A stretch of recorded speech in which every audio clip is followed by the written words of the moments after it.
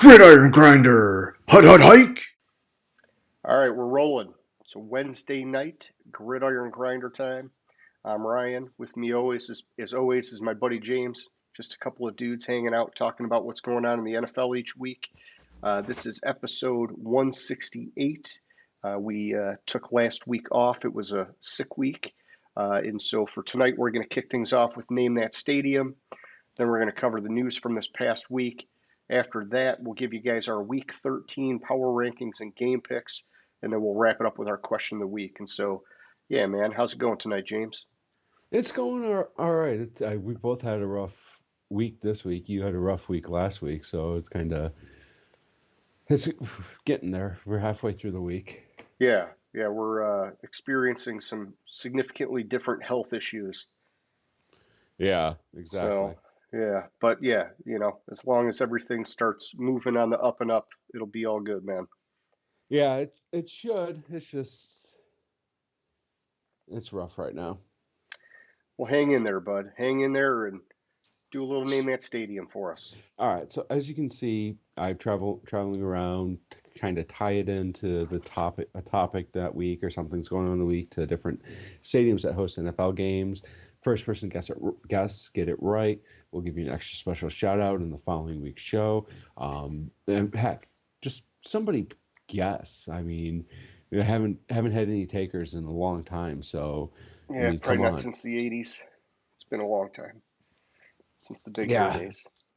exactly. So it was 2 weeks ago. I was at Ford Field, and it was just because I was pumped about the Lions coming off the I went to the Chargers game the week before that Sunday, and then they were hosting. I mean, they were hosting the Bears. Like, there's nothing special with that. I was just pumped about the Lions and that win over the Chargers. So I went with Ford Field. They probably should have saved it for the following week, not knowing we were going to skip, but Yeah. because of Thanksgiving Day. But that's where I was then, or 2 weeks ago. Yeah, and what the heck, man? That freaking Bears game. Holy cow. They gave us a run for the money, man. Yeah, they did it, and then fucking Green Bay, like that Yeah. game was pathetic. Well, I've tried to tell people that it's like, especially because, like, around here, you get the Lions, some of them are fair weather fans where, oh, they're Yeah. good now, so I've loved them forever. It's like, yeah, Hmm. sure you have. But then they lose to Green Bay, and like everybody's ready to jump ship. And it's just like, Hmm. look, guys, come on. If you know anything about this team, you know that they're in a major freaking rebuild, like a couple years in. Yeah. And it's great that they came out of the gates firing on all cylinders, but they're still, like, really, in my opinion, a year away from being like a legit playoff team. It's just that we're overperforming right now. And the last couple weeks have shown that, some of those cracks in the freaking, whatever, the foundation are still there. Hmm. We're not all the way out of the woods yet. That's all it means, man.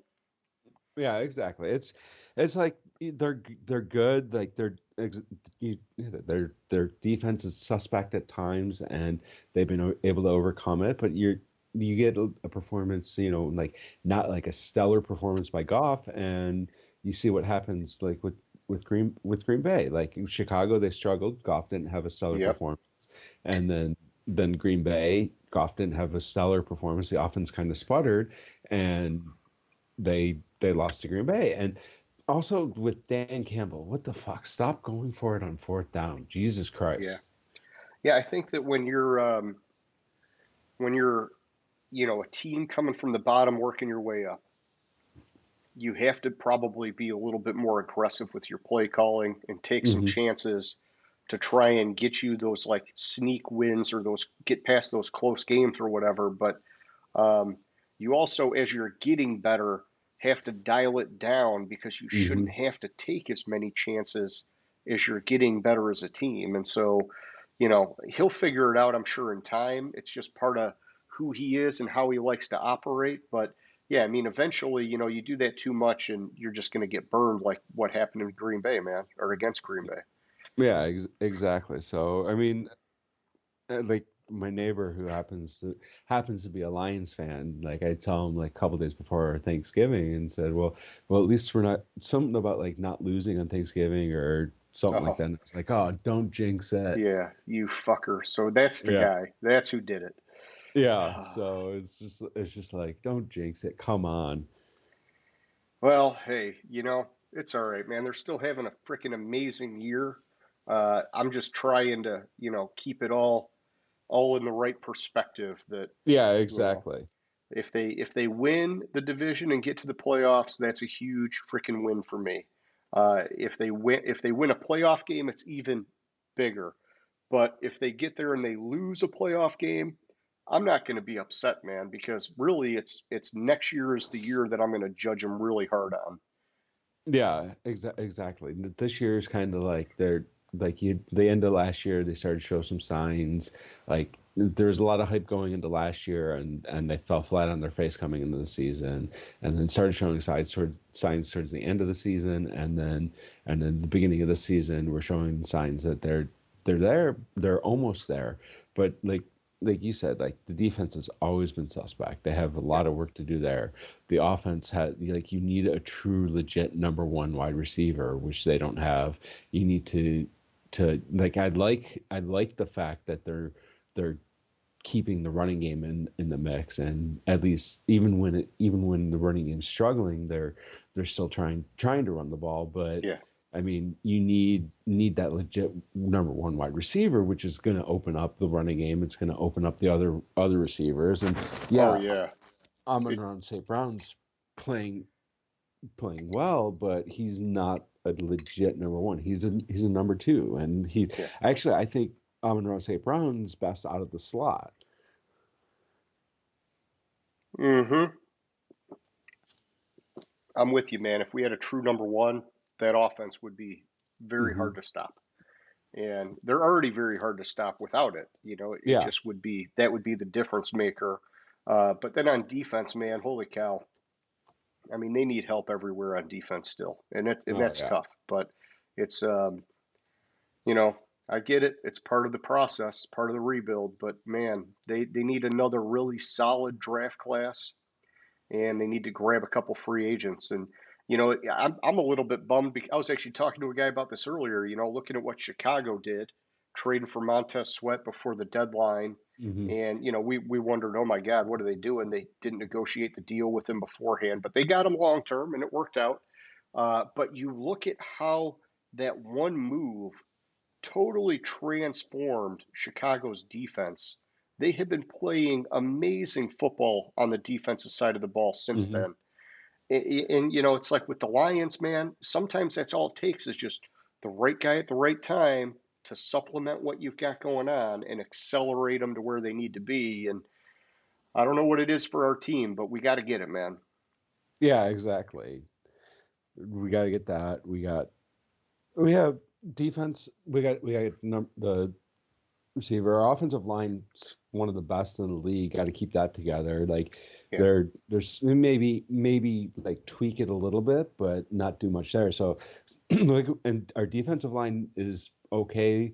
It was okay. You need another guy, like a Montez Sweat. That would have been a great yeah. addition to that defensive line to shore it up, to which would stop the run game, which would allow the linebackers and not to have to blitz and be able to cover better. Oh, for sure, man, for sure. All right, well, yeah, a little Lions tangent there, but we can rein it back in and switch over to our recap of the past week. If you don't mind, man, how about you take the lead on the news this week? All right, it's kind of going to be a light based on shit that's going on. Kind of light recap, then we'll go into the games. We really have 2 weeks of surprise games to talk about. There's a few there, but the first thing and which happened this week was Frank Reich being fired, which I mean we'll talk about that later, but um, I'm just gonna say it was about time. There were problems there in Carolina, Yeah, and we'll go from there. We'll talk about that a little bit more later. Rogers, his 21-day practice window is officially open, so he's is coming back. I actually thought I saw two articles. One was he practiced, and one was his practice window was opened. So I'm gonna go with the one he practiced. Apparently, um, oh, exactly 11 weeks from tearing his Achilles, he Okay. was cleared for functional football activity, but not Jeez. contact. So, which is absolutely absurd. And like he talked about it, we talked about it a couple weeks ago. It was like week like 4, where he was saying that he was going to come back this season. Yeah, that's lightning fast, man. Yeah, which he did his surgery was it was a cutting edge surgery he did on the Achilles. So apparently it's working. And so his they have to decide by December 20th if they're going to bring him back from injured reserve. Yeah. So can we stay in the playoff picture? Yeah, exactly, and that's what the key is if they're in the playoff picture and they have a chance to make the playoffs. I guarantee you Rodgers is going to come back. If they start to tail off, and somehow I don't know how they're staying in the playoff picture as it is now, but they are. And so if it's these next couple weeks are going to be key, especially at four Yeah. and seven. How the fuck are they in the playoff picture? Like, they're Yeah. what, 3 games out? Yeah. I think the AFC, man, has kind of fallen apart a little bit this year. You look at what happened to Cincinnati. The Chargers, they Hmm. always underperform. The Seahawks, they lost their last couple in a row. You look at what happened with Cleveland with Watson going down. Pittsburgh is suspect. I mean, holy cow, dude! Like, there's a lot open up in the AFC, for Yeah, grabs. so they're 3 games out, and like they have um they have the Dolphins, which I mean that's going to be a rough game, but so they have the Falcons this week. Then they're home against the Texans, who are 2 games ahead of them, and uh, then they have the Dolphins. So I mean, in theory, they also still have to play the Browns, who are ahead of them, um, and I think It's an uphill battle, but they have a chance. yeah, and like they already beat the Broncos, who are ahead of them, and it's just crazy that they beat the Chargers, who are ahead of them, or who are tied with them. But Yeah, I'm yeah. sorry, They they they just lost to the gotta Chargers. They lost to the Chargers. My fault. yeah they just gotta squeeze something out of that offense, man. And Yeah, it's tough because that defense has done everything it can to keep them in it, and it's just not. They're getting zero on offense. yeah. They're well. I mean, that's what's what's the fuck's Zach Wilson Yeah, issue, who's which I mean we've yeah he's talked on the about. bench now, but Tim Boyle's not. You know, Yeah. I missed that. I completely missed that they benched him. So like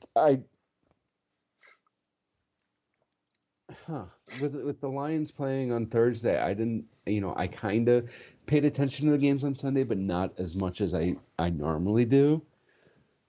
Did other things. I got you. Yeah.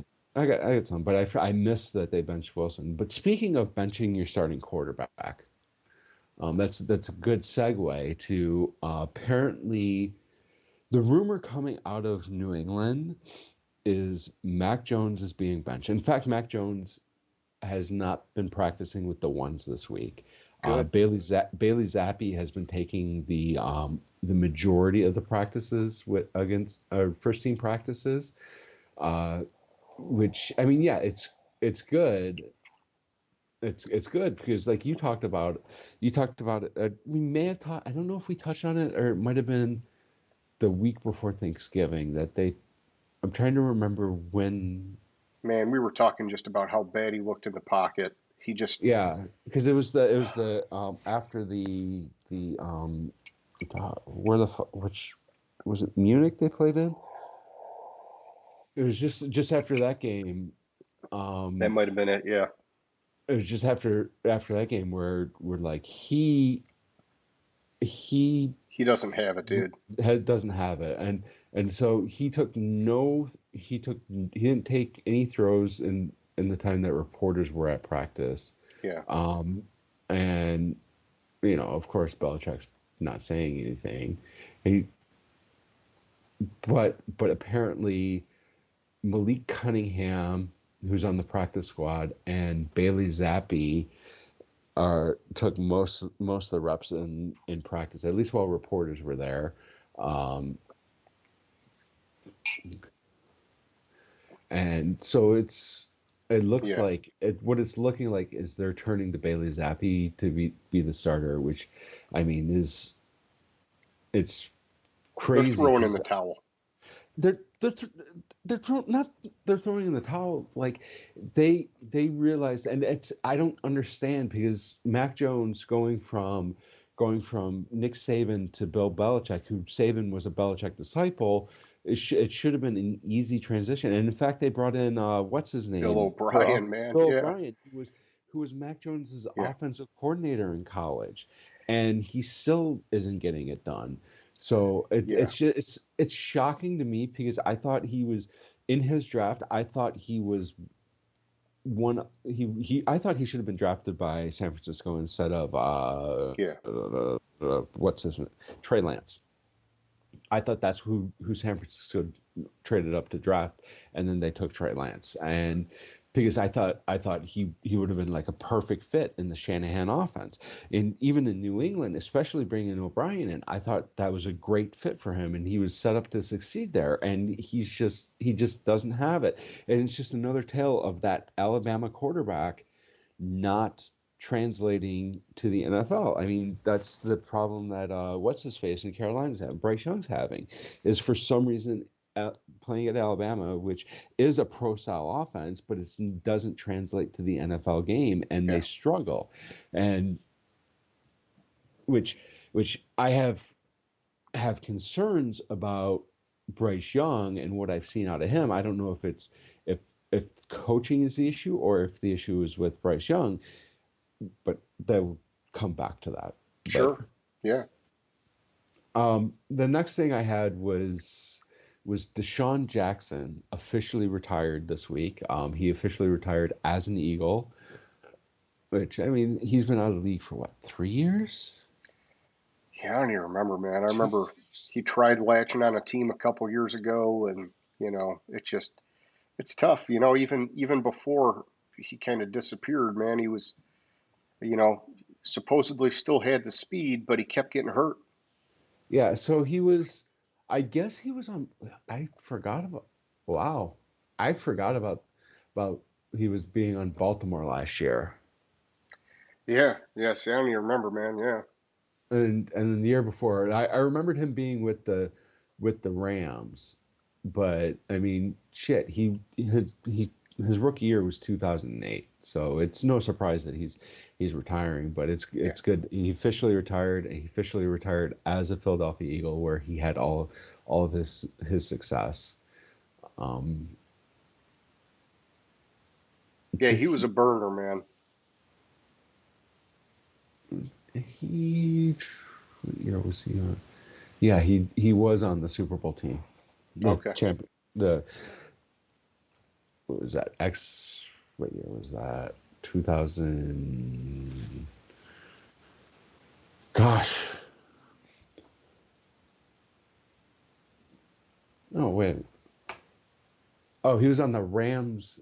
He he officially has a Super Bowl championship, because he was part of the Rams. Okay, Gotcha. that's what it is. Because did he Philly won it. I know Philly won it. With Peterson. What, yeah, what year was that? I think that was the year. It was 18. Oh man, was it that long ago already? It might have been. No, it wasn't 18. It was 17. It was 2017. I was close. It was the 2017 season when he was with the Buccaneers that year. It was a couple years after he left. But it's good for him. He retired. Um, next next thing I had was Jonathan Taylor injury. Oh yeah, I saw something about that. Yeah. So I wasn't able to find what the actual injury is, but he had to have surgery on his thumb. So I was seeing a lot of reports that he could be out for the season, this and that, but he's expected to miss 2 to 3 weeks Okay. with that because of that, which is not good for those fantasy football owners that have him, because we're starting to come up to the Oh playoff yeah. push, and so I mean it's just a disappointment this year. Yeah, people you got value with him because he wasn't projected to start the season. He didn't start the season on the team, and so you had the value in him. Got him late round pick as a later round pick, but I mean, just a disappointing year overall. He did good while he was in, but I mean, he missed what, like 4 weeks before he Oh came yeah. back in, and Early then on. Yeah. so I mean, and then coming in the playoff push, that's where people who drafted him for the playoff push, and it looks like that he's not going to be available for the playoff push. Maybe coming back for, let's see, we're week 13, so he might be back for semifinals or finals, because fantasy finals are week 17 because nobody plays in week 18. But just disappointment for those fantasy owners that have him. Yeah, and I'll just give you a fantasy tangent, man. So we got in our league and in a league that I'm in with some other guys. Just talk about rare events here. We've got the two top scoring teams right now out of the playoffs, and I think the guy in our league still has a chance to get in. I am the guy in the other league, and I just lost this past week, which I'm pretty sure locks me out. And so it's like, you just talk about bad luck, man. How do you freaking have the high points and you get that many bad matchups where you're just playing the freaking ringer every week? And so it's fantasy, man. It's fun, but there's a fair amount of luck involved. Yeah, I mean, I somehow in our league have gotten into the playoff picture after the dismal start. I started 0-4 in our league, and since then I've gone 4-2. Nice. I made a lineup mistake this past week because what's his face from on the Rams, Williams. Oh yeah, Kyron What's Williams. Kyron Williams? He was coming back. He coming back from IR last week, and I was like, I looked at it. I saw he was coming back, and I was like, oh, I'm not gonna start him because he's going to come back. He's going to struggle, and he went out and put up Lit it 33 up. points, Yeah. and I ended up losing last week by, I think, 13. And Okay. if I would have started him, I started Eckler, who got me 4 points. Right there, there's a win. Or Yeah. Kamara, who got me 11. Right there, I would have won. Yeah. Or I mean, or even if I would have started him over Pacheco, who had a good game, I would have fucking won. I just had to put his ass in my lineup, and I chose not to because I had concerns with him coming off the injury and working back into it. We all make mistakes. We all make mistakes. Yeah, so I digress. There, but and I didn't realize that the top scoring team in our league. Wow, huh? I didn't realize that because I'm like, what, third highest scoring, and that's the thing, you mentioned that I'm third highest scoring, and I'm barely in the playoff picture. Yeah. Yeah. Barely. I have, I mean, actually That's where the luck factor comes in, man. fourth, Sometimes it fourth works highest, for you, sometimes it works against you. fourth highest. Sorry, I missed your points. That's cool. That's cool. Yeah, but I'm where are my points against? Just want to see. So yeah, so I'm ahead, but yeah, like the highest scoring in our league you mentioned has like this has also allowed the second high or faced the second highest points. Yep. Yeah, that's the thing is so for me in the other league, I've got the most points against me, and so it's just it's like that. It's all right, it is what it is. But yeah, I mean, our buddy, he's very similar situation. You can't shake that kind of luck, man. Yeah, and in my other league, I am 7-5. So I'm just having an off year in fantasy. It's been Yeah. it's my other league. I normally dominate that league, but not this year. But I've scored. So I'm third, and I've scored the second highest points. My Yeah, other so you're league, you're kind of like right there. yeah, no, third highest points. Whatever. Yeah, who cares? It is what it is. I just noticed I have a bunch of fuckers on bye this week, which I thought bye weeks were done. So I gotta. Oh yeah, add that, extra game to the schedule, and you got bye weeks all the way to the end, basically. Well, I thought bye weeks were done because there were no buys last week. Yeah, it's funny how they did that, right? It's like, why not just ride the bye weeks all the way out and then be done with it? Yeah. So I mean, um, anyways, I'll go back to the news and get off my rant. Hmm. There was a bit of good news this week on Miles Garrett because he heard or felt a pop in his left shoulder during the game this past week, and he had tests done on it. There's no structural damage, and he's projected to play this week, so won't miss any time. So he avoided serious injury, and which was the concern with him, especially hearing or feeling a pop in his shoulder Yeah. when he's playing. So I guess it just kind of depends on pain at this point for him if he's going to play. Yeah. And you got to wonder too with Watson being out now, it's like if they lose, like how many would they lose before they would just kind of put Miles Garrett on the shelf, right? Because Well, that's the thing is I don't think they would they're 7 because and 4, they're hanging in there. well no, I don't think they would put him on the shelf um because he's chasing Oh, he's going for a the sack record. sack record. So because Yeah, both then it, him and Khalil Mack are within striking distance of um Khalil Mack.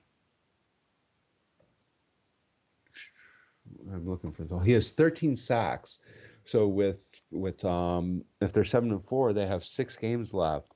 He's within striking distance of setting the single season sack record. So if he stays within striking distance of it, I don't think that they would yeah, I put him mean, on the I think in that scenario, you put some of it on him. It's like, hey, mm, if you want to get that record, go for it.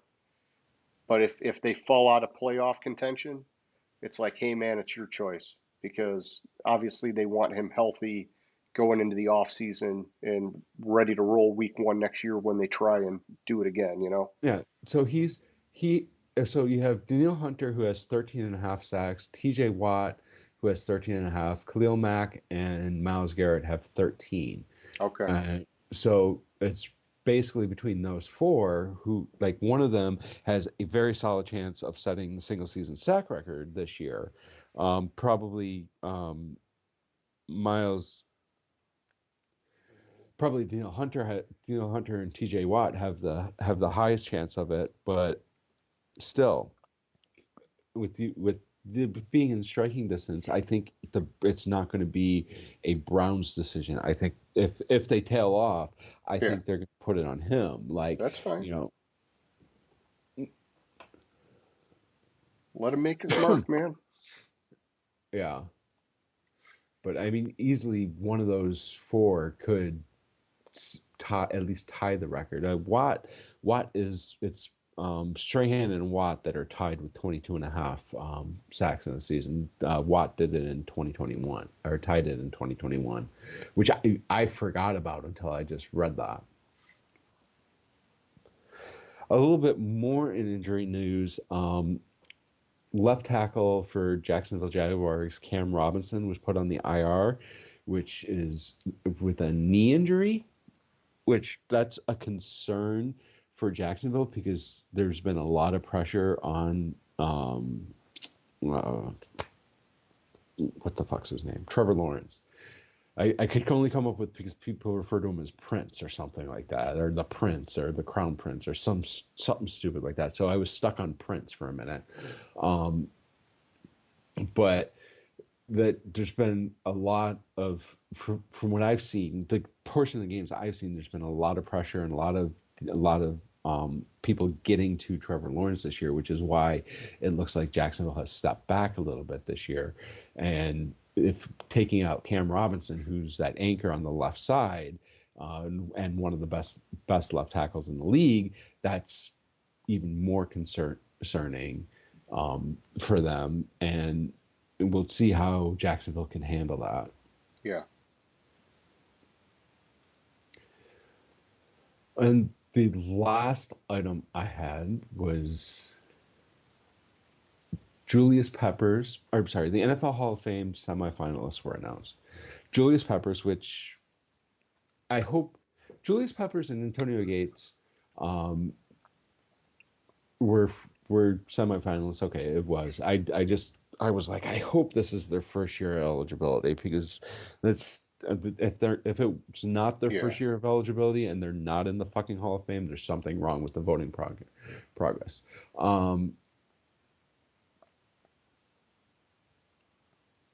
And then so it's 15 players that are in as semifinalists.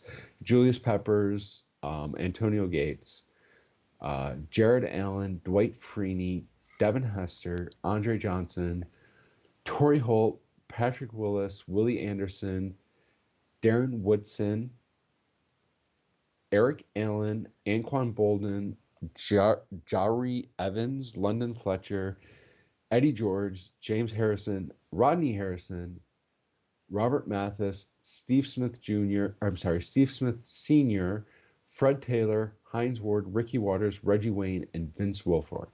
Okay, first of all, what the fuck is wrong with the Hall of Fame if Darren Woodson and Andre Johnson aren't in the Hall of Fame, in my opinion. Yeah. I mean, Dwight Freeney should be in the Hall of Fame. This is not their first year of eligibility. They were semifinalists last year and didn't make it last year, and they still didn't make it.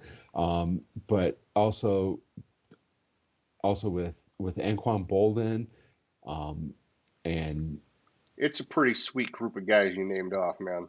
Yeah. I mean, it's just like, how are some of these players not in the Hall of Fame? I'm trying to remember. I think it's so semifinalists.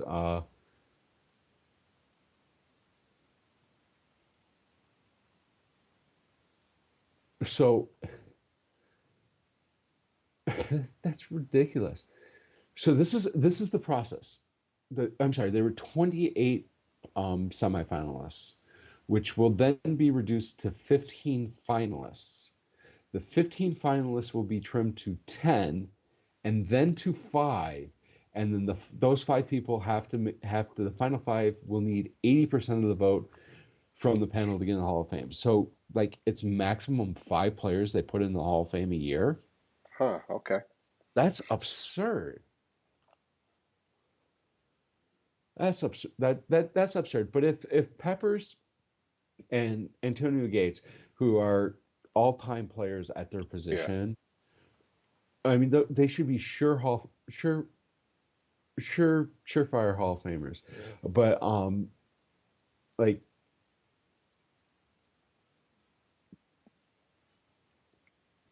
the only other player. Wait, okay, so headline group 25. The only other player who advanced to the semifinal stage in his first year of eligibility was running back Tiki Barber. How? Yeah, I never liked him, man. How? He wasn't. Okay. He wasn't like some game-changing player. No, he wasn't some game-changing player. Like Julius Peppers finished his career with 159 and a half sacks. The 4th most in league history, or since sacks were Stat category, an yeah. official stat, yeah.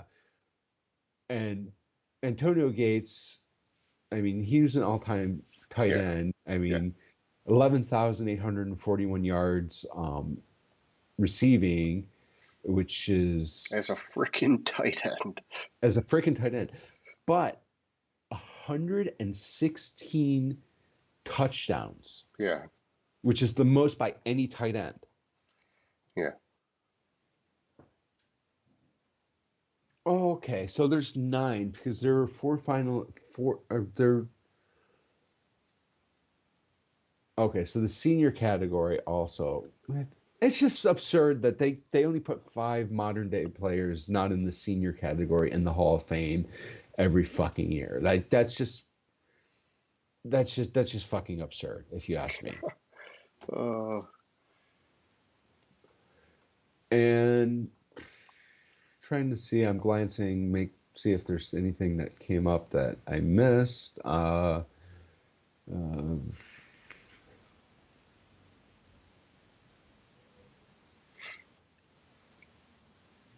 think that's all I had. Oh, the Cleveland Browns have a new number 2 quarterback.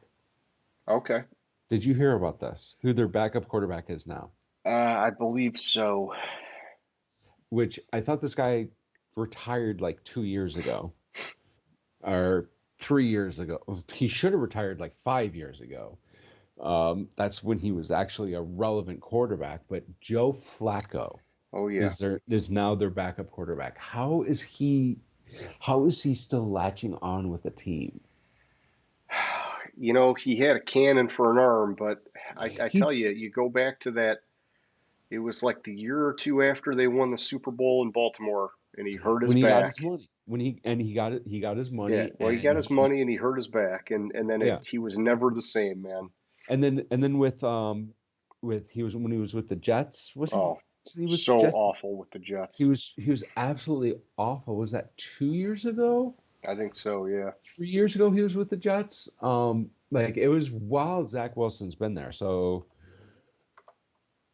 and he couldn't even beat out Zach Wilson for the fucking starting job. Like, I mean, how ridiculous! It was 3 years ago. It was 20.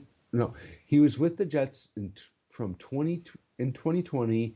Then he was momentarily on the Eagles in 21, and then back with the Jets for 21 and 22. Okay. So, but like, how is he still latching on? Like, seriously. I don't know.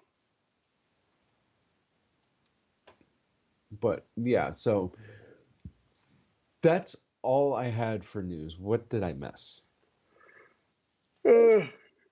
I'm sure there's a thing or two out there, but I'm going to try and save my voice. You know, I'll be a little bit more thorough with you next week. All right. So surprise games, which is really 2 weeks worth of surprise games. Where the fuck did my... So from 2 weeks ago, which was week 11, because we didn't do last week. Oh, wait, did we talk about that? What's that?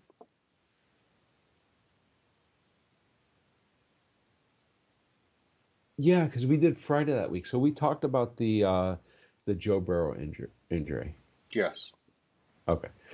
Because I was like, wait a minute, did we talk about that Yeah, we did cover that. Yeah. Yeah, I think for that week, man, the Packers beating the Chargers, maybe a Yeah, it little bit was of a surprise. The Packers being the Chargers.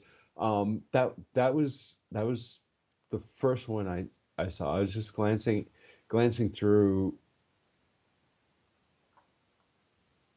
and The Giants over the frickin' Commanders, man. that's not that. So the Giants over the Commanders isn't that much of a surprise. I mean, it how I the just was surprise sticking a there. fork in the Giants, man. Well, no, the surprise there is how badly they beat them. Yeah. But like the Giants over the Commanders, like they played, what was it, week 8, week 9, and the Giants beat the Commanders then. So that's not as much as a surprise. The surprise is that they put up 31 points somehow. Yeah. With Um, DeVito or whatever his name yeah, is. with the veto. Um, so I'll give you that one as a little bit of a surprise, but not as much of a surprise. I think the only real surprise game was the Chargers losing to the Packers, and Sure. it shouldn't be a surprise because the Chargers always charger, Yeah. and I don't know how the fuck Brandon Staley still has a job there because he obviously does not know how to perform duties as a head coach. He's terrible with clock management. He's terrible with timeouts. He's just his defense looks absolutely ridiculously horrible, even though that's supposed to be his specialty. Yeah. Um, but I mean, kind of, it's a surprise because it's the Packers, but it's also not a surprise because the Chargers are always going to charger, as I like to say. And I think that was about it from week 11. Week 12,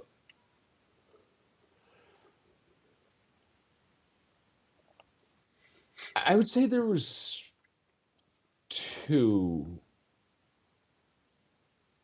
two surprise games from mm, two surprise games from week 12. The first one was, we'll start with the Thanksgiving game. We kind of touched on this a little bit, but it was a surprise that it shouldn't be because the Lions always stumble, and like it is a divisional game, but and they always, which reminded, I just remembered, I forgot to tell you this story. When we were walking into to SoFi a couple weeks ago, it was at week 10. As we were walking, I look up, and I see this person wearing a fucking Joey Harrington jersey. Oh no. Hey, And I have one in my closet, man. right, but to wear it to a game, because it's on topic because the Lions always fucking let quarterbacks on Thanksgiving put up ridiculous numbers against them. Yeah. And it popped in my head because didn't Joey Harrington when When he he was was with with the Miami, Dolphins, yeah, he put up like he threw for like four torched or us. five touchdowns against the Lions. So it's kind of not a surprise, but the Lions, like, I just don't, how they were how they were dominated in the first quarter is where the surprise really is. Like, Yeah. I mean, they allowed 20 points in the first quarter, which is absurd as it is, but um, it was like they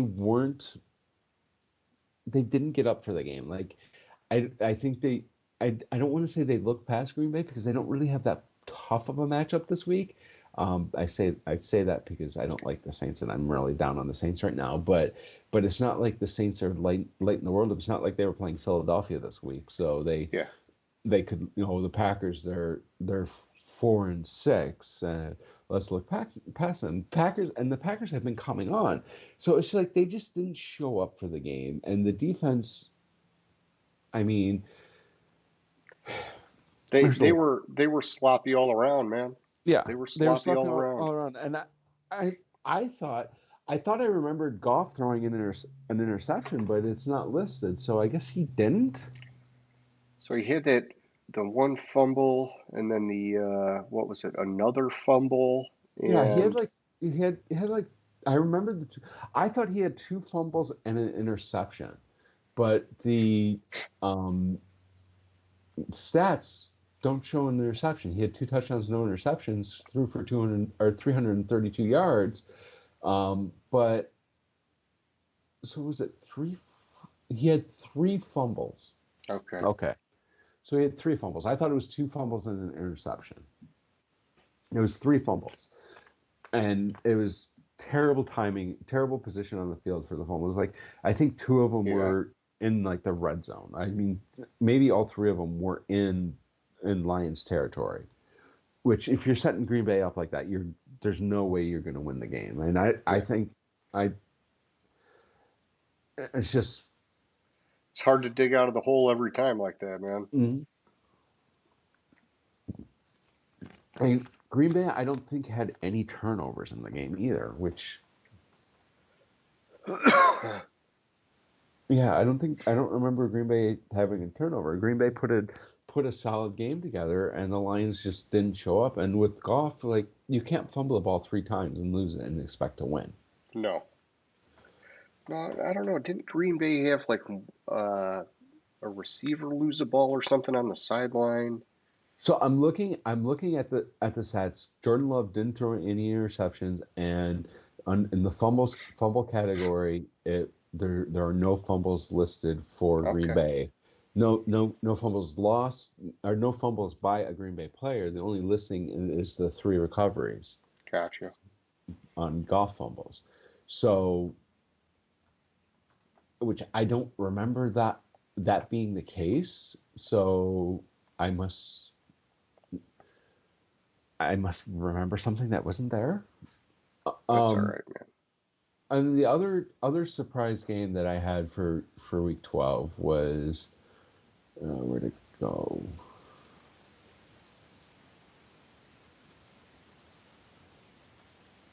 It was the Colts game. The Colts over Tampa Bay. Um, I just I didn't think like I'm down on Tampa Bay this year. I'm not saying Tampa Bay is a good team, but I thought if it was Richardson playing that the Colts would have had a chance, but I didn't think because it was Gardner Minshew. But I didn't think that the Colts would pull the game out. I thought it would be close, but I thought Yeah, Tampa Bay would win in the end, and that's not what happened there. Which I thought was a surprise. I mean, they won by a touchdown, and I think it was, if I remember correctly, it was 20-20, and it was a later touch. Okay, so they were down 17-20, and then they scored a touchdown with about 7.5 minutes, and then held on. gotcha. Okay, that's what it was. But because I remembered the touchdown, I thought it was later in the game than like 7.5 minutes left in the fourth quarter. But still, for them to pull it out, it's great for them. It's unfortunate that they lost Jonathan Taylor for a couple of weeks, and these couple of weeks are going to be crucial. Seeing as though they're 6-5 and they're in the Yep. hunt to for they're in the hunt for the division, I believe. Yeah, I'm drawing a blank on their other running back, but he's been having a great year too. So they might be okay, but it's yeah, anytime you lose a key guy like that, it can hurt. Yeah, so they're two games behind Jacksonville, and they have. And it might not be that bad losing Taylor for if it say it's 3 weeks. The only game that would really that it really would could hurt them is the third game, which is Pittsburgh, Okay. because they play at Tennessee and at Cincinnati these next 2 weeks, which those teams are are Lost at sea, complete. man. Yeah, Yeah. I was gonna say that they're full-fledged members of the struggle bus, but still, and they have a fairly easy or schedule, um, going out the rest of the year. Where I think that they have, if they can if they can go 2-1 those through those 3 games, I think they have a chance of winning the division. They're 2 games behind Jacksonville, and Jacksonville has well, they don't have that hard of a schedule either remaining. Wow, the league really. All right, so this is the Colts' remaining schedule is they are at Tennessee, at Cincinnati. They play home against the Steelers, at Atlanta, home against the Raiders, home against the Texans. And Jacksonville plays at Cleveland. I'm sorry, first the Bengals, home against the Bengals, at Cleveland, home against the Ravens, at Tampa Bay, home against the Panthers, at the Titans. I wonder what the Texans' schedule is, because that's the other. The Texans are right in the mix too, at 6-5. What is their? I'd love to see Houston pull it off. Yeah. They're just a great story. Wow. They all 3 of those teams have easier schedules remaining. Like, yeah, the Broncos, who are on fire. Houston plays the Broncos this week, and then they're at the Jets, at the Titans, home against the Browns, home against the Titans, at the Colts. Yeah, I mean, they could win almost all those games. Yeah, they could win almost all those games. They did. I think they're 1-1 against Jacksonville. Yeah, they're 1-1 against Jacksonville. They're 0-1 against the Colts. So I mean, if they win all those games and split that, and they split with Jacksonville, then it's going to come down to the our conference record, which I think Houston would take. Nope, it wouldn't be conference record. Huh. That's going to be interesting to see. Let me see where it is right now. So, Indianapolis wins, division tiebreak was initially used to eliminate Houston. Indianapolis wins.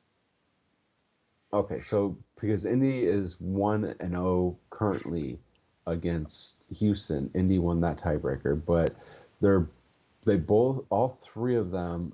Okay, so all 3 of them. No, that if it was conference record, Houston would take it. If Houston wins out, because they would need Jacksonville to lose, because Jacksonville only has 2 losses in conference, but both Houston and the Colts have 3 losses in conference, and Houston and Indy play each other. Jacksonville has the Ravens left, which could be a conference loss. It'll be interesting to see. I think actually technically Tennessee is still in it, but it's Yeah. really down to those 3 teams. Yeah, Tennessee's in trouble, man. I mean, rookie quarterback, just, lots of issues. Yeah, Tennessee is 4 games back, so technically they're still in the Yeah. division, but no, I mean they're still in the playoff picture. They're only 3 out of the playoff picture.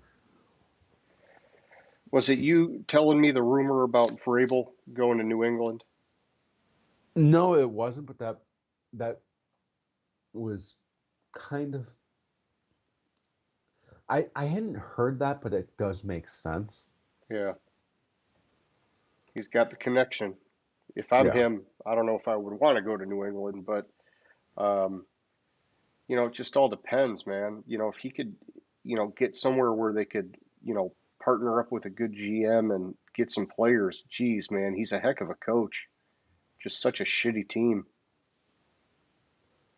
Yeah, I and his team's all like like Tennessee. It's like finally coming.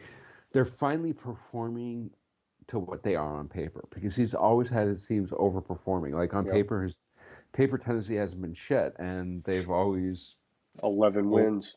oh yeah. So I mean, I think I think it makes sense, but like you don't Yeah. really have anything with New England either. So Yeah, I don't know, man. He's almost better hanging and seeing if Levis can be the guy. But because um, you have you probably are drafting or still looking for a quarterback. Like you're definitely still looking for a quarterback in New England. yep, So yep. because Zappy's not the answer, Mac Jones isn't the answer. Maybe you go sign Kirk Cousins. What the fuck happened to my power rankings?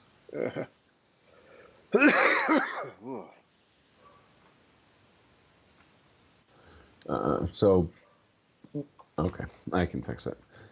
Um, but outside of that, do you have any surprise games that I missed?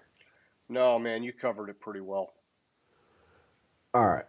So then on to our power rankings, which I noticed something on our when we get to our picks tracker. Remind me, I have to mention something. There's a Sure. mistake there. Okay. Um, so I'll start. I'll start. My my top five. There's a little bit of a shakeup. At at one, I still have Baltimore. They were there 2 weeks ago. They didn't move. Philadelphia, I moved to number two, especially with the win against Kansas City this 2 weeks ago. 2 weeks ago, Yeah, 2 weeks ago. Yeah. yeah. Like I mean, that was a good win for them. They moved up to number two. Dallas moved up one spot to number three. Dallas, I wasn't not really impressed by Dallas, but it's more of since Detroit lost, who I had at number two, I kind of I I took Detroit out, and Baltimore I think is still the top team in the league, and so Philadelphia couldn't, even though Philadelphia had a better win 2 weeks ago. I Philadelphia at two, Dallas at three, San Francisco moved up 2 spots to four. Um, I with San Francisco, I think I killed them too much with how like when they had that hiccup 2 or 3 weeks, and this is kind of readjusting for it. I probably actually should have put San Francisco ahead of Dallas. Actually, I'm going to do that. San Francisco is three, Dallas is four because San Okay. Francisco did beat Dallas. Um, and then I took the Lions down to five from two after losing to Green Bay. If it was not a divisional game, I probably would have killed the Lions more, but it was a divisional game. It was on Thanksgiving, and the recent history, they always struggle on Thanksgiving. So I'm gonna let it. Yeah. I 7 years in a lowered row them. now. I lowered them, but I'm not gonna kill them for it because it's tradition that the Lions lose on Thanksgiving Day. Okay, I got you. Yeah, and so I'm gonna limit the commentary. I'm just gonna give you my order and what changed. And so my 1 through 4 actually did not change. I've got Philly, San Francisco, Kansas City, and then Baltimore. And then at 5, I moved up Dallas by 1 spot. And for me at six, I have Kansas City who dropped down one spot. Kansas City dropped down one spot even though they won this past week. Was they lost 2 weeks ago? Yeah, they lost to Philly 2 weeks Yeah, ago, and two then weeks they ago they just beat lost the lost to Philly, Raiders. Yeah. lost to Philly, and that was kind of like a pattern for them, like coming out of like going into the bye. Like no, like they lost like 4 weeks ago. They lost to Denver. They lost to Philly. Like they're hit and miss, and they don't have that dynamic offense. So I don't think they belong in the top five. And They I'm need a still wide receiver, man. I'm still holding the loss to Detroit against them, I'm glad you're and doing it. because like that game sets the open, especially the opening game of the season. That sets the tone for the season for a team, and yeah, they had injured players, but they struggled. Yeah. Then at 7 and 8 didn't move. I had Miami at 7, Seattle at 8. Even though Seattle lost to San Francisco, they lost to San Francisco. San Francisco is is probably too low at number 3. We'll see going into this week. I think I didn't want to move San Francisco ahead of Philadelphia because Philadelphia had two solid wins back to back, where beating Kansas City and then coming up this past week and beating Buffalo, and then now they have to play San Francisco. If Philadelphia has a incredibly rough stretch, it's like these 5 weeks. If you look at it, because they starting with week 10, they played Dallas. So they played Dallas in week 10. Week 11 they played the Chiefs. Week 12 they played the Bills. Week 13 this week they played the 49ers. Week 14 they played Dallas. Week 15 they play Seattle. And then they have 2 games against the Giants and the Cardinals to finish the season. But this is an incredibly hard stretch for them, and I'm really impressed by they got up for the Chiefs game and then turned around and got up for the Bills game, and I think I don't think San Francisco was better. And I went on a tangent. I'm going to go back. That was the reason why I think San Francisco is better than Philly, but since San Francisco is one of the teams that I'm seeing as the top team or the elite teams in the league, I'm not going to kill Seattle for losing to them. Sure. Jacksonville, I moved up 2 spots. It was kind of with Jacksonville, it was a function of I moved teams out and kind of redid my top 10 because of like the struggles with Cincinnati and Cleveland, and teams losing. So Jacksonville bumped up into my top 10. Bumped up 2 spots into my top 10, and the same with Pittsburgh. They bumped up 3 spots into my top 10. I think with the AFC North, Pittsburgh is clearly, especially with the injuries in Cleveland and Cincinnati, Pittsburgh is clearly the better team. They have some struggles offensively, but I had Cincinnati at 10 going into 2 weeks ago. We didn't do power rankings last week, and then so with Pittsburgh beating Cincinnati, I just kind of put Pittsburgh ahead of Cincinnati because I had them so close, and I moved Cincinnati down. Gotcha. So at 6 I've got the Dolphins. I moved them up 1 spot from where they were a couple weeks ago. At 7 I've got Jacksonville. Same thing. I moved them up 1 spot. At 8 I've got the Lions. I dropped them 3 based on that Green Bay loss, and I really, it was kind of a combination of them almost losing to Chicago. I wanted to see a more decisive victory. And then at 9 I've got the Seahawks. I bumped them up twice, even though they lost 2 in a row. When I went through my board, keeping in mind that there were 2 weeks of moves that I had to make, Seattle got to kind of like capitalize on the misfortune of other teams like Cincinnati getting, Burrow getting hurt and some stuff like that. And then at 10 I've got Cleveland. I moved them up 2 spots. That wasn't really as much about, like them winning or anything. It was more about respecting their record at this point with them being at 7-4. This is kind of like somewhere in there, the range of where they should be. But I do believe with Watson being out, they're going to be trickling down. That defense isn't going to be able to carry them forever. True. And then at 11, I mentioned I had Cincinnati at 10. I just moved Cincinnati down one spot. That's kind of they got lucky because a lot of teams in here lost, and so it was only one spot, even though I probably should have killed them a little bit more. Buffalo, they lost to Philadelphia. I left them at 12. I'm not impressed with Buffalo at all this year, but they lost to Philadelphia. Wait, did they lose the week before too? Pretty sure they beat the Jets the week before. Oh, okay, it was the Jets, yeah. So that's so I only dropped them one spot. They probably should drop further because of the Burrow injury, because it's just not the same team. But we'll see. I'm sorry, Buffalo.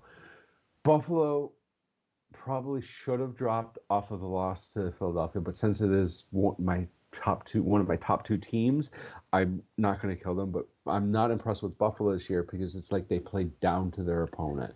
Yeah. They struggled with the Jets. They lost to the Jets the first week. They lose games they're not supposed to, and win games they're not supposed to. They don't win games that they're supposed to. Besides sometimes with the Jets. Cleveland, I dropped 4 spots. This is kind of a function. They lost to Denver, even though Denver is one of the hottest teams in the league currently, or is the hottest team in the league currently. They seem to be putting it together. Excuse me.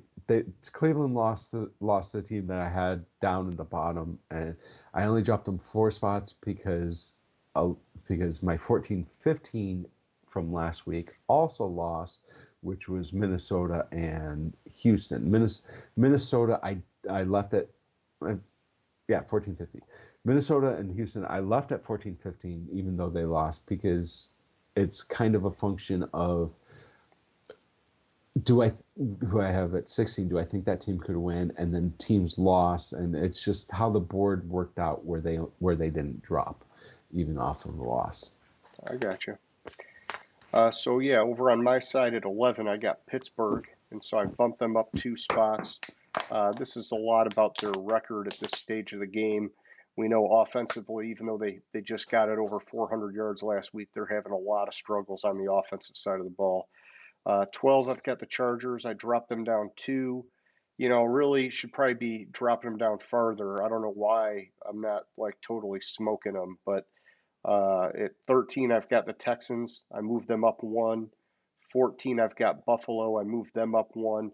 And basically they got the bump after beating the Jets in the way the board shook out, but then they didn't get dropped because they lost to Philly, which is one of my top teams. So it wasn't like a fair punishment. But like you're saying, Buffalo is really having problems this year. And then at 15, I've got Cincinnati. I dropped them 6 spots. A lot of that is because of the Burrow situation. And I think they're kind of like in a bit of a free fall now until they maybe find some kind of stability at quarterback again. For me at 16, I have Tennessee. They beat Carolina, who I'll get to later, and who just fired their coach. Not impressive. They stayed at 16, even though they won. 17, I have Indianapolis. They moved up 3 spots. Both the Colts and the Rams moved up 3 spots. Indy at 17, the Rams at 18. The Rams just beat Arizona, but I moved some teams down based off their performance these past 2 weeks. So they got the benefit of a 3 spot. Each of them got a benefit of a 3-spot bump. The Chargers, I dropped 2 spots. I probably should have dropped the Chargers more from 19 based on, like I said, with Staley. They have a lot of talent.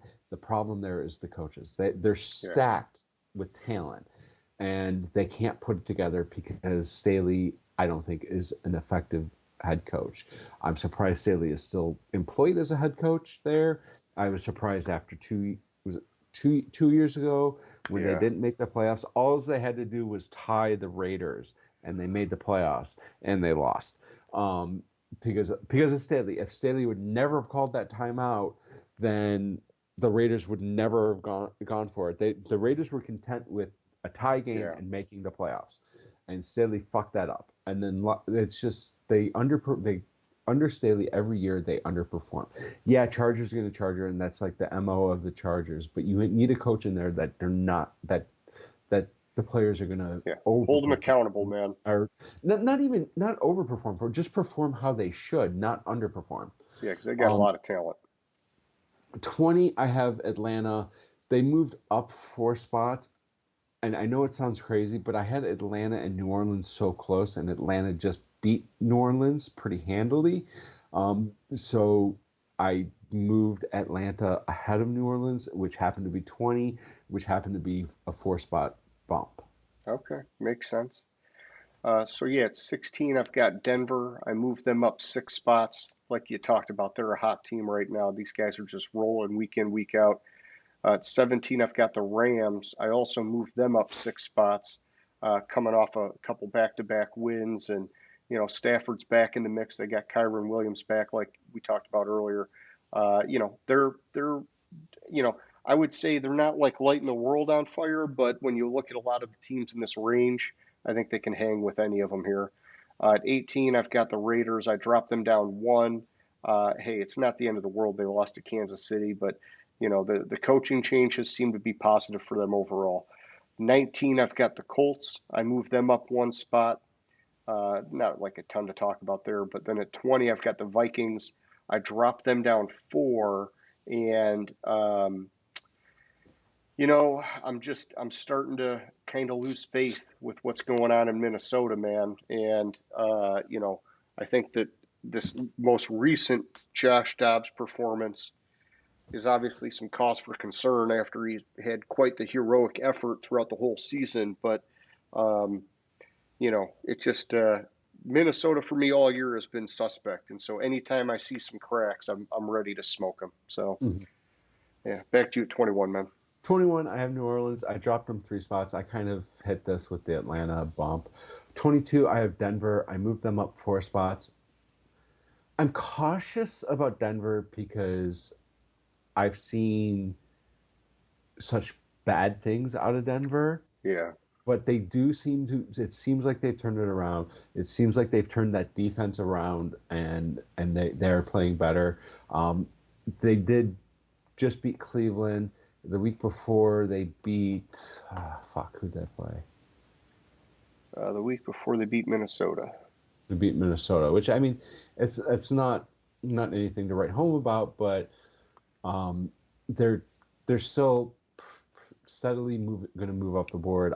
I'm pessimistic on them because of what I've seen. 23, I have the Raiders. I dropped them down 4 spots. I mean, they lost to Kansas City, but it's more, they got rid of the head coach, and it seems to be more of the same issues there. Everything that was going on under McDaniels is going on under Antonio Pierce. Thank you. I was drawing a blank. 24, I have Arizona. I dropped them 2 spots. It's more of a function of what else went around and me moving teams up. I don't like Kyler Murray as a quarterback. He came in first week back 2 weeks ago and they won. Great. Then they turn around and they don't show up against the Rams. I don't think Kyler Murray is the answer there. I think they need a quarterback. I think they fucked up by trading Dobbs. But they traded Dobbs because they didn't want the controversy, because after this performance this past week with Kyler Murray, they're going to say, oh, well, fans would have been calling for him. What about Dobbs? Anyways, 25, I have Tampa Bay. I dropped them 2 spots. With Tampa Bay, I'm always ready to pull the cord on them because I don't like Baker Mayfield. I don't think Baker Mayfield is a good quarterback. Yeah, I'm with you, man. 21, I've got the Falcons. I moved them up 3 spots. They've been getting the ground game going and a little bit of action on the defensive side of the ball as of lately. 22, I've got the Packers. I moved them up 6 spots, and probably a bit aggressive because they've been a crazy streaky team. But at 5-6 now, I wanted the record to kind of elevate them on the board here a little bit. 23, I've got the Saints. I dropped them down 4, like you've talked about. They're just a disappointing team. 24, I've got the Buccaneers. They're just a little bit more of a disappointing team. And then at 25, I've got the Titans. I didn't move them from where they were at. And, I think that this is really a good spot for Tennessee. They're going through the rookie quarterback struggles, man, but it's okay. It's all about him getting his reps and them figuring out if he's going to be the guy for next year. True. At 26, I have the Jets. They dropped down 1 spot. All these teams here from 26 down, you could put them in any order, and I wouldn't argue with it. It's all the same issues, all the same crap that's there. 27, the Commanders, they stayed the same. I mean, there's nothing there. I don't know why I still have the Commanders above the Giants. Like I think even though the Giants beat the Commanders, I have the Giants still at 28. I didn't know what to do with these teams, and I can make an argument for each and every order with the Jets, Commanders, Giants, then 29 Chicago, who did beat Minnesota, but I mean, come on, fucking 12-10. Like no touchdowns. touchdowns. They were saying their first win without scoring a touchdown, and it's been a long time. Exactly. And 30, Green Bay moved out of my dumpster fire to the top 30 in the league. Yay! They still fucking blow. But the defense is looking good. At 26, I've got the Jets. I dropped them down 5. I mean, hey, they changed quarterbacks, but it doesn't mean anything. The offense is just non-existent. And I feel bad because, man, Breece Hall is amazing, and they're just so bad, man. At 27, I've got Chicago. I moved them up 3. Hey, they got a close game against the Lions, and then they got a win against Minnesota, so they got a little bit of love here. 28, I've got the Giants. I moved them up 3. 2 wins in a row here, which is kind of surprising, but I figured give them a couple bumps for that. 29, I've got Washington. I dropped them down 3. They lost 2 in a row. One was against Dallas, so I didn't want to penalize them that much, but the other was against the Giants. I didn't like that. And then the Patriots, I dropped them 3. They had a bye, and then they lost to the Giants. Yeah, they lost to the Giants. Thank you. Sorry, I was trying to find my note there. That gets me through 30, man. Why don't you give me your dumpster fire, bud? New England, 31, dropped down 1 spot. Carolina, 32, dropped down 1 spot. Yeah. There's nothing to say good about either of those teams. Yeah, so I've got Arizona instead of New England, but part of that is because of the 2-10 record, which I've got New England right above them at the 2-9 record, and so I almost like the way you got it better because I do believe Arizona has played more inspiring football, even though they've not gotten the wins. But then Carolina, man, that's a bummer, dude. I'm a big Frank Reich fan, and they just have made 0 improvement this entire year, man. Yeah. So, I don't know what to say about Carolina. We'll talk more about them later. Sure. All right. Anything else on your power rankings? I'm good, man. All right. So for the picks, we're probably going to kind of power through them a little bit. So my bone to pick is we had a mistake and it's my mistake because I put the rest of the schedule in, so I take the L on it. We missed a game last week. Oh shit, we did? Yeah, because if you look at it, we have New England, Tennessee. It was Carolina, Who the Tennessee. hell New England played the Giants? Played the Giants. Oh shit. Okay. So So you picked the Patriots. I picked the Patriots to beat the Giants, and I had picked Tennessee to beat Carolina, but I didn't catch it. So I'll take the L, no problem on it All right. because, Well, you can put a little asterisk next to it if it gets close at the end here, James. but so 2 weeks ago we both had nine correct. Last week I had nine, you had 10 correct. On the season, I'm at 54%, you're at 61%. Um, we got to do better. We got to do better than these. Yeah, because I guess if I would have picked the Patriots over the Giants, I'm sure, and so I would have been wrong on that one. But then I had Tennessee anyhow over Carolina, which I would have done. So I don't know. I don't know that it would have changed the. It would have because I would have had it would have been 10 and 10. But Because didn't you say, oh, because you would have taken Tennessee over Carolina? I yeah, gotcha. because Okay, my model had it I gotcha. Yeah. had it 21 to 20 Tennessee. All right. So yeah, so I'm up by 14 right Yeah. now. If it comes within one, we'll negotiate. So first game we have this week is Thursday night. It's Seattle at Dallas. It is it's actually really close game. I was surprised that my model picked it as so decisive on Dallas's side. I think both teams are really good, really playing really well. I don't think Dallas has staying power.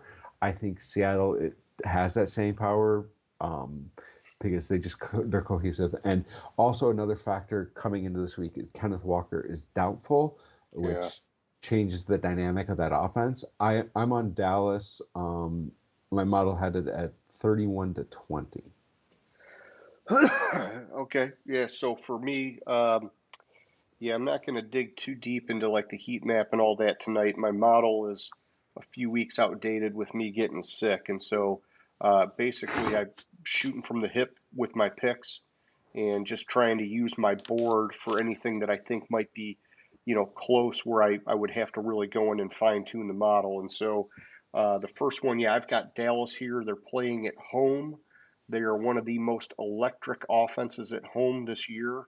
And so for me, it's a no-brainer. Got to take Dallas here. All right. Next game we have the Chargers at the Patriots. And this was a surprise for me in my model, but it's kind of a function of how down I am on the Chargers. And my model had New England winning 23 to 14. I don't know how the fuck New England scores 23 points, but I would love to see it. Maybe that's a Defensive touchdown, special teams touchdown. yeah, Okay. I Well, don't I know. mean, I'm taking the more talented roster, if you will, which is the Chargers. Even though, like you say, they do like to charger, but um, yeah, I don't know. I guess if I put them into the model, it'd be interesting to see. But I still have the Chargers a lot higher in my power ranking, so I'm going to stick with them here. Give me 1 second. Yeah, yeah. Next up, we got the Lions at the Saints, and even though the Lions are coming off a bad loss against Green Bay, I think they're going to get it back together and get the win against New Orleans. It's you look at the way they've played all year. Uh, they've been very good with the football, and then these last 2 weeks they got a little bit sloppy. I think they'll tighten it back up, and New Orleans is not like some, you know, dominant opponent. I think we can get this win. Yeah. So interestingly enough, on my model, it had the Saints winning 36 to 30, which I Okay. mean, but I don't believe that. I think this is my only override in my model this week. I look at it and gut check tells me that there's something wrong with my model there. Well, yeah, because I think so. Mike Thomas is out, right? He got put on Yeah, IR, and then I think Olave is in the concussion protocol. exactly. So I don't know.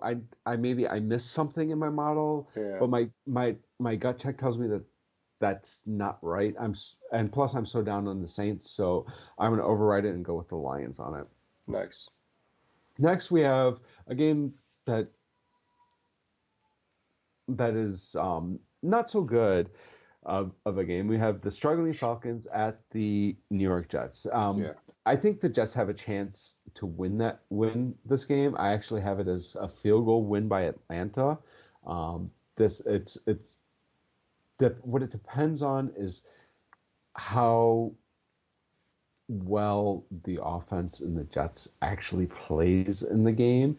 I think defensively they're going to have a field day on it, but I have Atlanta winning it just barely. Sure. So yeah, I'm going to take the Jets on this one, and I've got both these teams near the bottom on my power rankings, but the game is going to be in New York, and my model would have a little bit of a home field advantage factored in, and so I'm going to give them the edge here, shooting from the hip. All right. So next up, we have the Arizona Cardinals at the Steelers. Even though the Steelers are kind of struggling offensively, I don't like what I see with in Arizona at all, and I think the defense in Pittsburgh is going to eat Kyler Murray alive. So I'm going to go, and my model has it as a 10-point victory for Pittsburgh. So I'm going to go with Pittsburgh. Yeah, so this one's interesting because I've got Pittsburgh a lot higher in my power rankings, and it's in Pittsburgh. I think, when I shooting from the hip looked at this, I kind of thought it's such an anemic offense in Pittsburgh, and maybe Kyler Murray can give them a little bit of flash in Arizona. Plus, you got James Conner is going to be gunning for it against the Steelers, obviously having been from there. And so I like your pick of Pittsburgh, but I'm going to stick with mine with Arizona, man. All right. Then we have the Carolina Panthers at the Tampa Bay Buccaneers. Wow, this is such a great game. Even though it tends to happen where a team fires the head coach and the next week they come out on fire. Yeah, they rally. I don't see that with Carolina and at all. I'm so down on Tampa Bay that, like, if I could pick a tie, I'd pick a tie. And I might want to do something crazy and pick a tie in this game. Oh my gosh. It could happen. It could happen. Anything can happen. This game's in Tampa Bay. I don't know, dude. It's like the end of the year here. It seems like Baker Mayfield's got to show off for somebody, right? Because this is like nearing the end of the road for him. And they really should have won last week, but they didn't. Carolina, man, I have no faith in their offense. It's like there's only a couple offenses that are probably worse than Pittsburgh's, and Carolina's one of them. And so I'm going to take Tampa Bay here, man. You did change the spreadsheet to a tie. I'm serious. I'm picking a tie on that game. For you want it to be a tie. So Yeah. I have to, for it to be a tie. Write the word tie. Thank you. Got it. All right. Next up, we have the Colts at the Titans. It's a tale of two teams that are going different directions. We talk about it on paper. Tennessee is not that good of a team, but they always outperform the expectations. Indianapolis is not that good of a team. They have a lot of injuries. Oh, they cut somebody. Who did they cut this week? Oh, Shaq Leonard. Yeah, Shaq Leonard. They got rid of Shaq Leonard this week, which, I mean, he wasn't doing anything for him anyhow, since he changed his name. Yeah, like the Colts, I'm kind of riding the wave on them.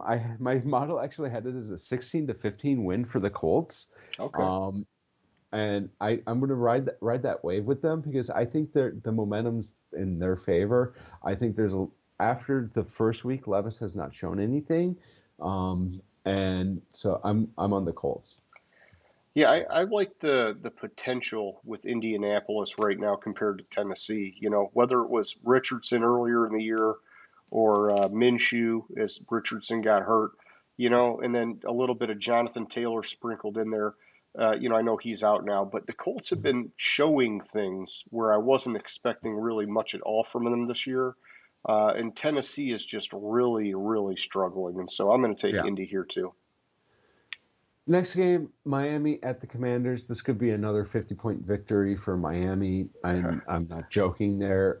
Miami's handily going to beat the Commanders this week.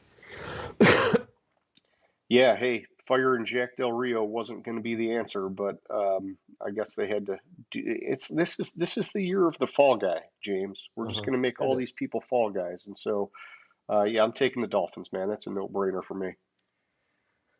The Broncos at the Texans, and even though I want to pick the Texans in the game, I think the Broncos. What I've seen lately from the Broncos gives me pessimistic hope for them, Yeah. and the cracks in the armor are kind of showing for the Texans lately. So I'm gonna go with the Broncos. My model had it as had a field goal victory for the Broncos. Yeah, I could see this being a real tight game, and I think Sean Payton's got his troops behind him right now, and Uh-huh. he's a savvy veteran coach. D'Amico Ryans is a rookie head coach with a rookie quarterback, and so I think that uh, some of the difference in experience is going to give Denver the edge here. Yeah. Then we have the Browns at the Rams. I don't know what to say about the Browns. There's nothing really good to say about them, especially if Myles Garrett may miss this week. If he's out, it's going to be especially make it worse. They'll keep the Rams in check, but I don't think offensively the Browns will be able to do much, and I actually don't have them scoring a touchdown in this game offensively based on my model. I'm with the Rams. I'm on the Rams. The Browns are going to score probably 4 field goals. Yeah, I like your. Sorry, I like the way you're breaking it down, man. I mean, it's hard to pick a team when they're starting a rookie quarterback, especially, you know, like a very late drafted rookie quarterback. It's not like DTR was a first round pick, and so, Hmm. and Nick Chubb's out, and they've got other stuff going on. And I think the Rams, you know, like you said, they can move the ball on offense still. They got Stafford, they got Kyron Williams, you know, stuff's happening there, and so it just at the end of the day, man, the Browns aren't going to be able to score enough points. Yeah. Then we have possibly the game of the week, which I'm surprised was not flexed to Sunday night. The 49ers at the Eagles. Uh, this is going to be a phenomenal game. I think we'll get to see what would have happened in the NFC Championship game if Brock Purdy wouldn't have gotten hurt. Oh yeah. I have it as a close game. I have the 49ers pulling it out. I talked about this in the power rankings. I think the 49ers are better than the Eagles. And I also think the fact that this is another, like I mentioned, this is the 4th tough game in a row for the Eagles. Yeah. That arm is going to crack somewhere. If they can get through this stretch and not lose a game, I'm going to fly to Vegas and put $100,000 on them to win the Super Bowl. Yeah, no, you make a good point, man. I mean, they've been playing some powerhouse teams, and so, you know, do they have enough juice left in them to go after the 49ers here, even though it's at home for Philly? Um, I like both these teams. I like them a lot, and I'm going to stick with Philly. They've been finding ways to grind it out and get those wins, man. And you know, at what 10-1 now compared to you know, Hmm. San Francisco losing a couple sloppy games. I'm going to trust Philly just a little bit more for right now. Then we're on to the Sunday night game. This is the game that I thought would have been flexed out. The Kansas City Chiefs at the Green Bay Packers. Surprisingly, my model had this really close. I think that's the closeness of my model is a function of the fact that the Chiefs are not looking dynamic and like normal, and the Packers are kind of rolling right now. I'm on the Chiefs. I was surprised how close my model had it as. It was a 2-point victory by the Chiefs over the Packers, and it was a very low scoring game. But I'm firmly on the Chiefs. Yeah, I think Green Bay's going to have a little bit of momentum going into the game, and they get the benefit of it being at home. Um, yeah, Kansas City, like you're talking about, man, they're not the same team this year. A lot of it's just the lack of a seasoned wide receiver. Kelsey's great, but all their wideouts are just dropping balls left and right, man, and so Mhm. that's dragging them down. But with that being said, we got two teams on opposite ends of the power ranking spectrum here, and so I'm going to stick with the Chiefs. Yeah. And Monday night is the Bengals at the Jaguars, which I think this is the last week. I think starting next week they can flex into Thursday and Monday night. Okay. If I remember correctly, I think it was week 14. Anyways, um, the Bengals are in trouble without Joe Burrow. That was evident this past week. They who did they play with the Steelers? They Jake only put Browning or whatever. yeah, Jake Browning, and the Jaguars, even though I'm kind of down on the Jaguars just a little bit because they're not looking like the team I thought they looked like at the end of last year. Yeah. I'm going to pick the Jaguars in this game. I actually have it as a closer game, but it's more of a function of which quarterback do I trust more, Yeah. Trevor Lawrence or Jake Browning? And I trust Trevor Lawrence more because I've seen him do it, where Jake Browning not a complete unknown because I've seen him play and he did not look good. Yes. Yeah, I think Cincinnati, man, their defense is going to try really hard to keep these guys in this game, knowing that the offensive line can be exposed in Jacksonville. But like you said, man, it's about which team has the more capable offense here, and it's obviously Jacksonville, even though they've got some issues on that offensive line. And then we go to next Thursday, which is the Patriots at the Steelers. Yeah, unless New England. It's a good thing. It's a good thing this is on Prime because nobody wants to watch this game. The Steelers are going to win, but nobody wants to watch the game. And that's something. Like this week, I think is like one of the only good Thursday night games for Amazon Prime. Yeah, you've been mentioning that Like every game seems like it's been weak all year. yeah, you had two because you had the Bengals Ravens game and you have the Seahawks Cowboys, but I think that's all I can think of off the top of my head for decent games on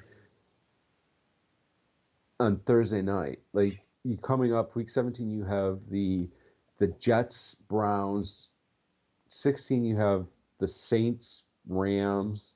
You have the Chargers Raiders next in 2 weeks. It's just like the third year in a row where the Thursday night games suck. Yeah.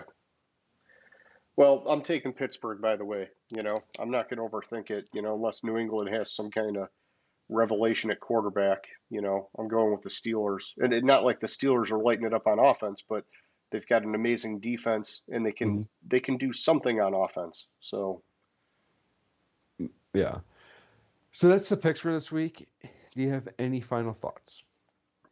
I do not.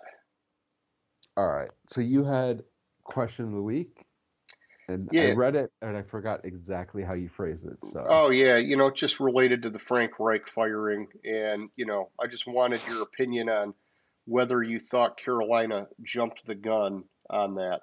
And, you know, like I talked about earlier, and you've known this for a while, I like Frank Reich. I think he's a good coach.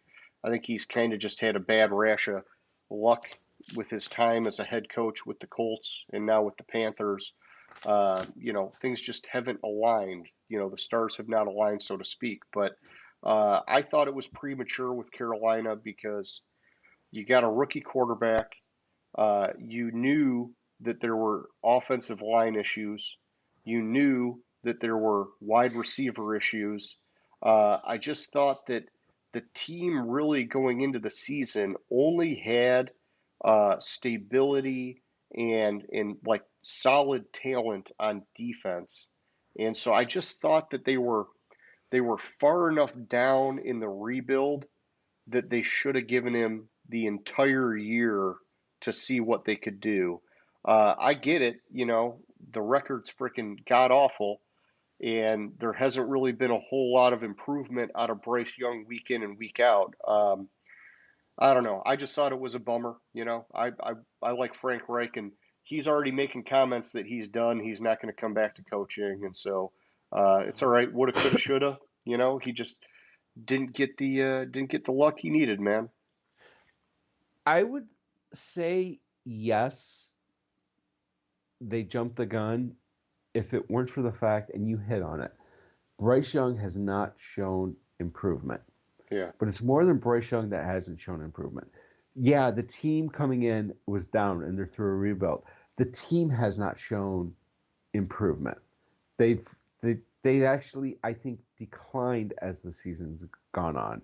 And if they stayed the same or improved, I would feel comfortable making the argument that it was too soon or they jumped the gun on it. But I think they've declined a little bit through the season, and that decline through the season is concerning. And I think that's why they pulled the trigger, and it makes sense because it gets them a jump start on the coaching Sure. carousel. Yeah. And it was clear that Reich wasn't going to be the guy there based on the decline. So I'm even though I like Frank Reich, I'm fine with the firing because you need to find the guy that's gonna improve the team, and that wasn't happening this year. Yeah, it was a crapshoot, man. It fell apart, wasn't getting better. So, all right, well that's good. That's all I had for question of the week, man. All right, so that's our show. It's kind of a quicker show. We're both kind of having various things going on in our life, so we kind of had to power through some stuff. We'll probably have more in-depth analysis next week. Okay.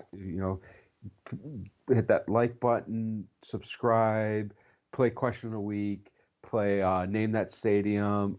Just give us feedback on what you think. Engage.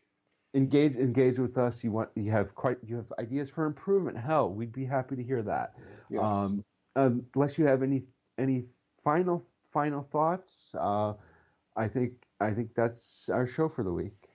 I'm all good, man. I appreciate you leading the charge here, James, and I hope you have a good night, bud. All right, sounds good. Hope you have a good one too. All right, see ya. Gridiron Grinder. Hut hut hike.